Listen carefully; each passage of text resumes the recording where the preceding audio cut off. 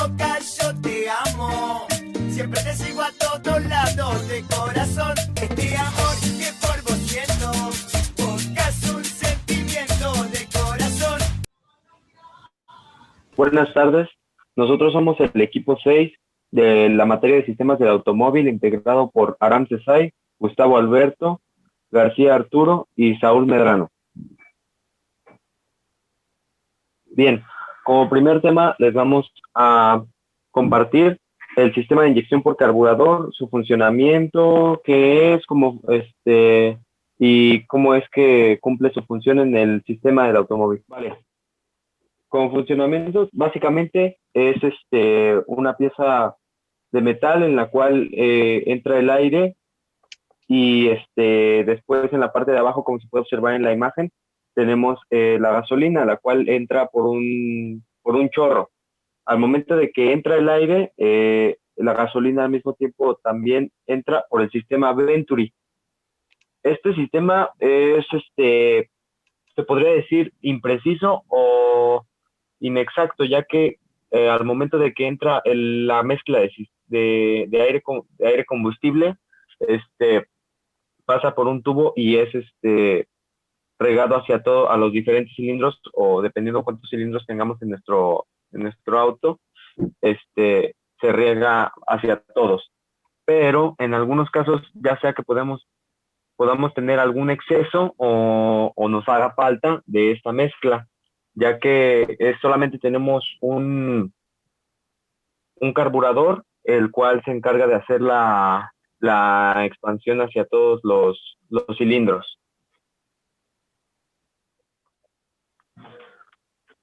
Vale, ahora veremos las ventajas y desventajas entre el sistema de carburación y el sistema de inyección.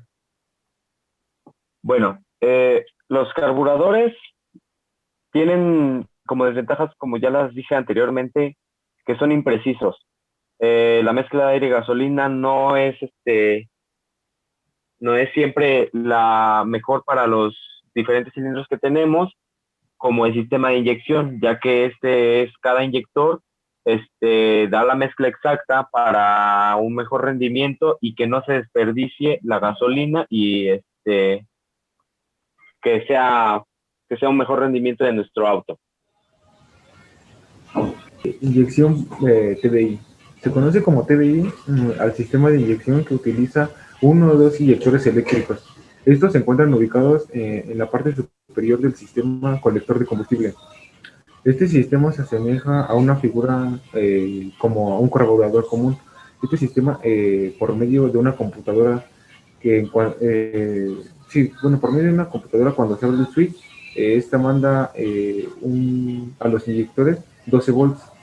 Y mientras la computadora, por medio de sus sensores, evalúa su comportamiento para ajustar la entrega de combustible.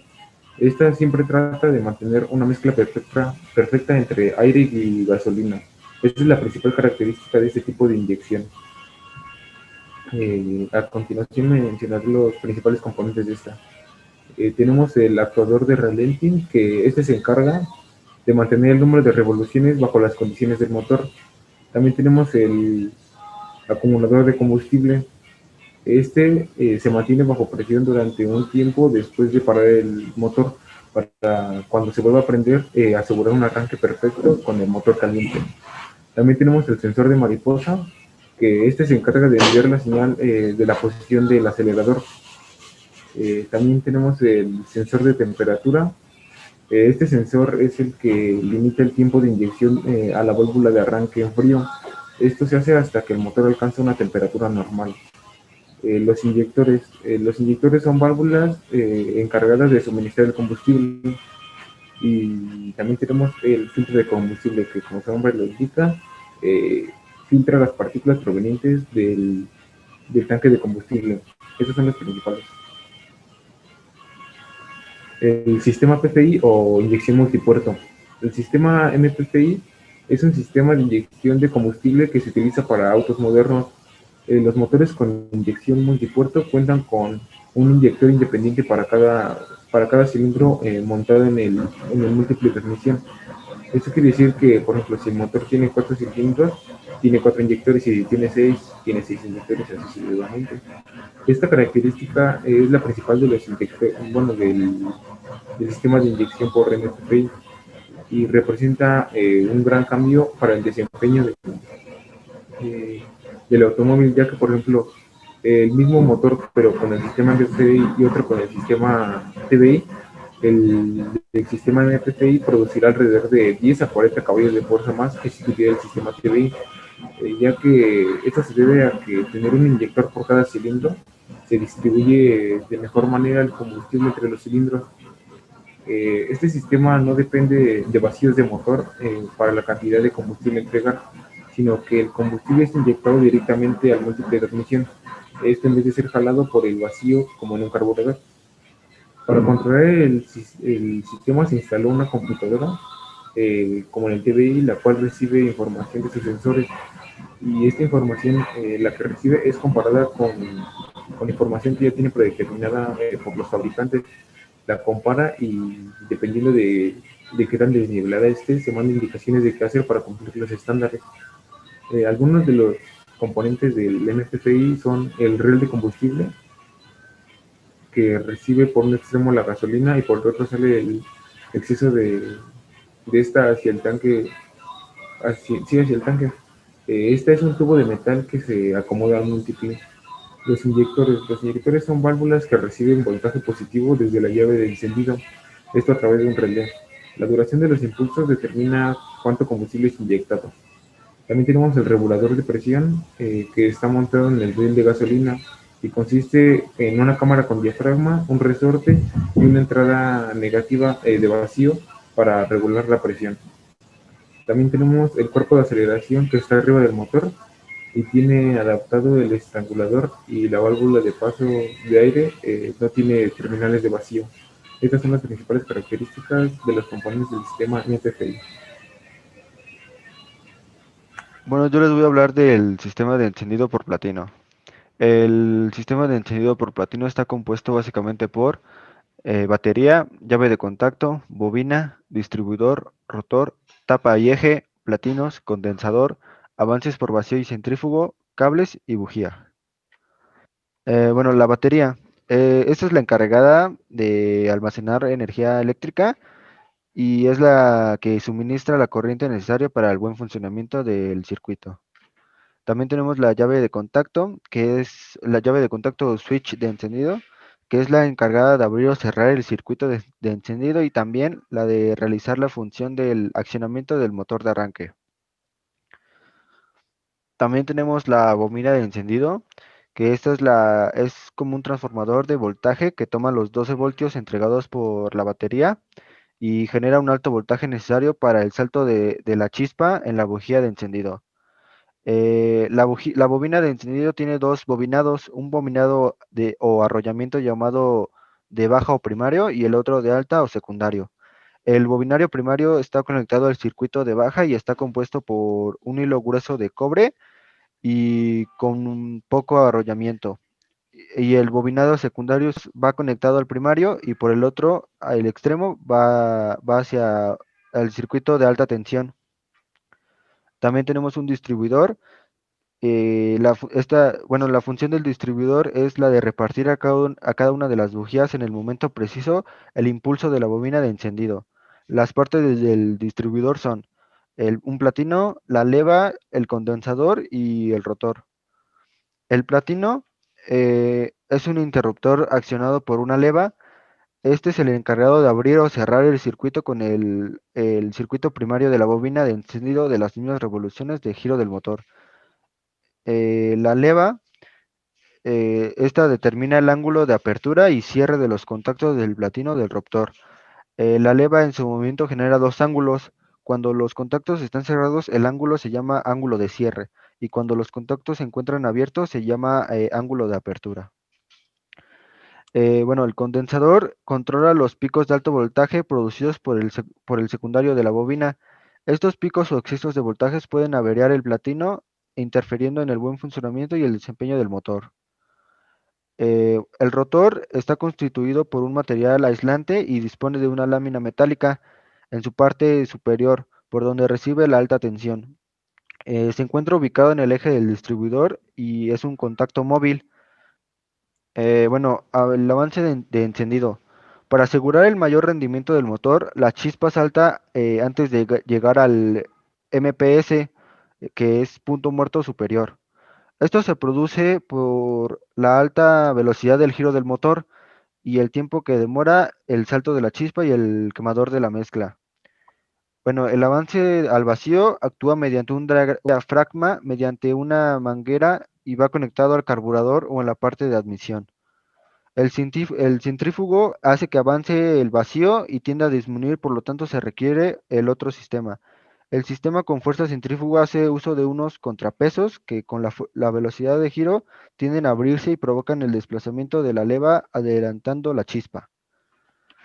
Bueno, también tenemos los cables de bujías, que por estos cables fluye la corriente de alta tensión proveniente de la bobina de encendido hasta la bujía donde se produce la chispa entre sus electrodos para producir el encendido de la mezcla. Y las bujías de encendido, que es el elemento donde se produce la chispa y por lo general se ubica en las cámaras de combustión y por eso están sometidas a altas temperaturas y presiones y ambientes corrosivos. Estas tienden a tener una vida útil de por lo menos unos 50.000 kilómetros. Bueno, su funcionamiento básico se puede decir que al momento de colocar la llave en contacto, empieza a girar el motor, el platino se abre y se cierra gracias al movimiento de la leva, que está situada en el eje del distribuidor. Cuando el platino se encuentra cerrado, fluye una corriente de alrededor de unos 4 amperes por el primario de la bobina. El voltaje que necesita la bujía para que salte la chispa entre sus electrodos es de unos 8.000 a 18.000 voltios. Mientras el platino se encuentra cerrado, se está produciendo un campo magnético en el núcleo de hierro de la bobina. En el momento que el platino se abre por acción de la leva, entonces la circulación de corriente es interrumpida en el primario de la bobina. Las líneas magnéticas de la inducción de la tensión en el bobinario secundario. Esta corriente de alto voltaje sale por el cable de la bobina hacia el distribuidor, pasando por el rotor y luego es distribuida a las distintas bujías ubicadas en los cilindros correspondientes, según el orden de encendido del motor. Y finalmente el alto voltaje sale del distribuidor por medio de un cable de alta tensión hasta las bujías, donde entre sus electrodos se produce el salto de la chispa. Y así funciona el sistema de encendido por platino. El sistema de encendido por el efecto Hall. Este se encarga de producir la primer chispa en las bujías para encender la mezcla de aire-combustible. Bueno, como ya vimos en el sistema de encendido por platino, este no cambia en mucho. De hecho, el único que cambia es el distribuidor. En el distribuidor ya no se tienen platinos ni condensador, pero sí se tiene un rotor que es el que distribuye el voltaje a cada bujía. Tenemos también lo que es la bobina captadora, que es lo que se muestra en la imagen de la derecha, la que está abajo. Esa es la bobina captadora. Es un imán que va conectado al módulo de encendido. De hecho, ahí se ven cómo salen los cables. La rueda dentada, esa es una rueda de fierro que tiene la misma cantidad de dientes que el número de cilindros. Esta está abajo, bueno, es la que está en la parte central. Y, por ejemplo, si es un motor de 4 cilindros, únicamente tiene 4 dientes. Si es un auto de 6 cilindros, va a tener 6 dientes. Igual va a funcionar con el mismo modo. La batería siempre va a estar fluyendo hacia la llave del arranque. Al momento de abrir el switch, la electricidad va a pasar a la bobina. De la bobina va a pasar al distribuidor.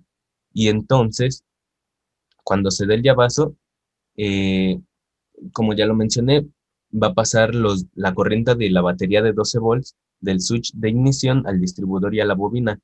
El distribuidor va a mandar pulsos negativos hacia la bobina y esta va a elevar gradualmente la energía dependiendo la configuración del auto. Hay bobinas que llegan de 20.000, 30.000 voltios, que es la chispa que va a mandar hacia las bujías. Bueno, esta corriente, estos pulsos negativos, se regresa al distribuidor y la rueda dentada va junto con la bobina captadora va a mandar ese voltaje ya aumentado eh, a la chispa, va a mandar esos pulsos negativos hacia la bujía correspondiente. En esta imagen un ejemplo real de un neón 2001. En este, el distribuidor se encuentra en la parte superior del motor, es la que se ve como que tienen varias mangueras conectadas. Bueno, ahí tenemos lo que es el cable de las bujías que van conectadas hacia el motor. Adentro estarían las bujías. La batería se encuentra en la parte derecha. Eh, el, la, el switch de encendido iría adentro donde va la llave y bueno, funcionaría ahí como ya lo mencioné. Sistema de encendido por módulo DIF. Bueno, en el sistema de encendido por módulo DIF, como su nombre lo dice, o mejor conocido, es el encendido en el que el distribuidor se sustituye por el número de bobinas de inducción. Ya sea que pueda ser una bobina por por pistón o una bobina por cada dos cilindros o pistones. Bueno, lo que se hace es la sincronización de la chispa. Es por ejemplo, si tenemos un carro de 4 cilindros, la primera bobina iría conectada al primero y al cuarto, y la segunda iría en el tercero y en el segundo y en el tercer cilindro. Los componentes de esta básicamente es pues las bobinas de encendido, las bujías, el módulo del control de encendido, el interruptor de encendido, la batería, el dispositivo de disparo de cigüeñal, el dispositivo de activación del árbol de levas. Bien, en este sistema, para accionarlo, cuando el interruptor de encendido es activado, la corriente de la batería pues comienza a correr, y esta va dirigida a las bobinas.